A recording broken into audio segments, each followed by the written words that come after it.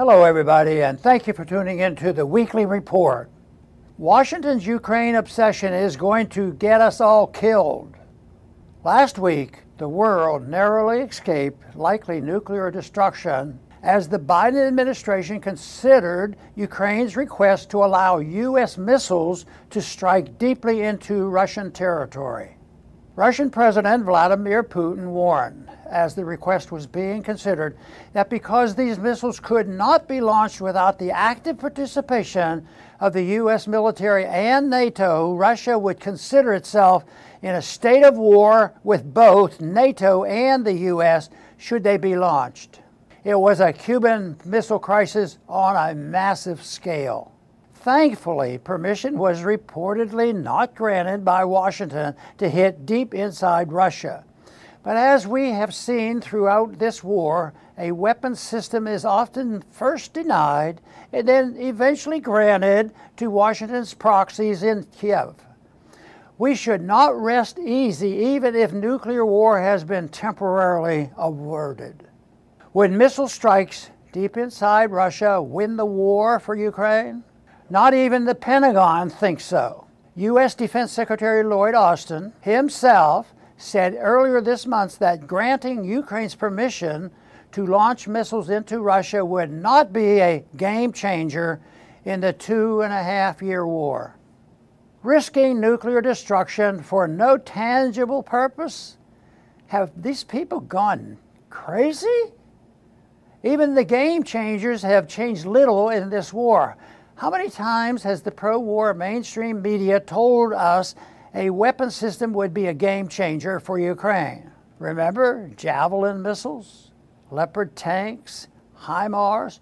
And as each one of them fails to turn the tide in Ukraine's war, the neocons and their friends in the media only demand more. The fact is that Russia is winning the war despite hundreds of billions of dollars in the best weapon systems from the U.S. and NATO countries. Each new shipment of increasingly sophisticated weapons does not produce battlefield victories for Ukraine.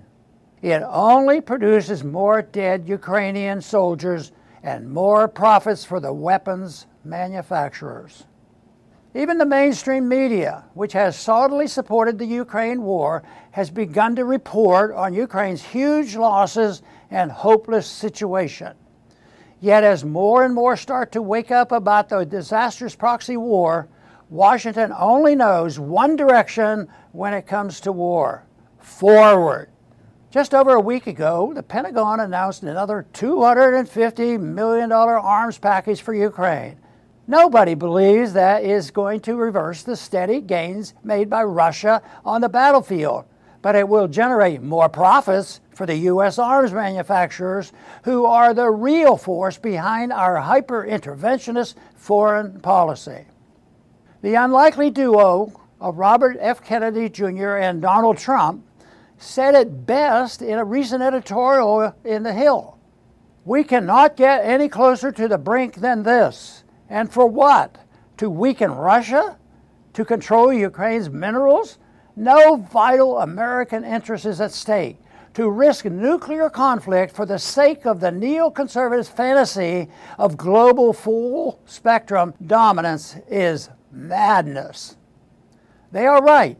It is madness to risk the future of our country and our children and grandchildren for wars that have nothing to do with us and serve no national interest of the United States. This is certainly true for the Ukraine war, and it is also true for the wars the United States is supporting in the Middle East. When will this madness end? When the people speak up and demand a change. Thanks for listening.